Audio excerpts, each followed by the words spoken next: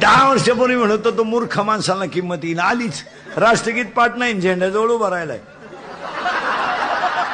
झेंडा खाली घेऊन याला वर न्यायला पाहिजे ना. एक पोरग पळताना आईला म्हणलं, mummy mummy mummy mummy mummy आपल्या बागेतली फुलं एखाद्याने तोडली तर काय करशील ग? ती म्हणली काय करीन, थोबाड फोडीन मेल्याचं. म्हणतो म्हणला चाल बाहेर, आताच पप्पानी 2-4 फुलं तोडली. सुने तू तोंडाने नीट बोला, काय मला सारखं सारखं शिव्या बिव्या द्यायचं नाही, नीट राहतोडा. देणार, काय करायचं ते करा. काय करायचं ते करा का? थांब तुझ्या बापालाच फोन लावतो. लावा. हॅलो सासरे बुवा, तुमची पोरगी मला सारखं शिव्या देते बघा. मग शिव्या खायची कामं करायची कशाला?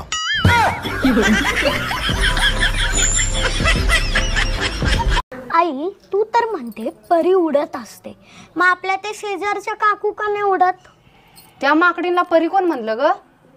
बाबा. थांब तू आता, आज तुझे बाबा पण उडणार आणि ती शेजारची भटक भवानी पण उडणार.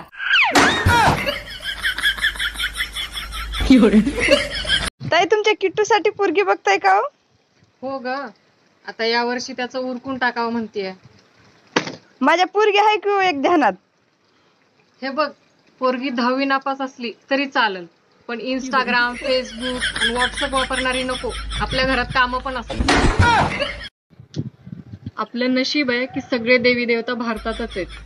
तेच जर विदेशात असते तर भारतीय महिला म्हणल्या असत्या. अमेरिकेतला भैरव बाबाला नवस केलाय, तो खेळायला अमेरिकेला जायचंय. तुमचं काही खरं नव्हतं. सून आणि मान्सूनची लोक आतुरतेने वाट बघतात आणि थोड्याच दिवसात कंटाळून चिडचिड करायला लागतात. मैत्रिणींनो, जर तुम्हाला एखादं गुपित कोणाला सांगायचं असेल तर ते तुमच्या नवऱ्याला सांगा, कारण जो तुमचं ऐकतच नाही तो दुसऱ्याला काय सांगणार?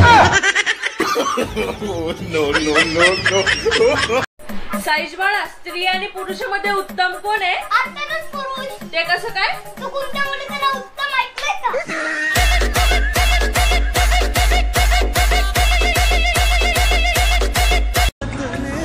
जास्त भ्रमात राहू नका की हा आपला तो आपला.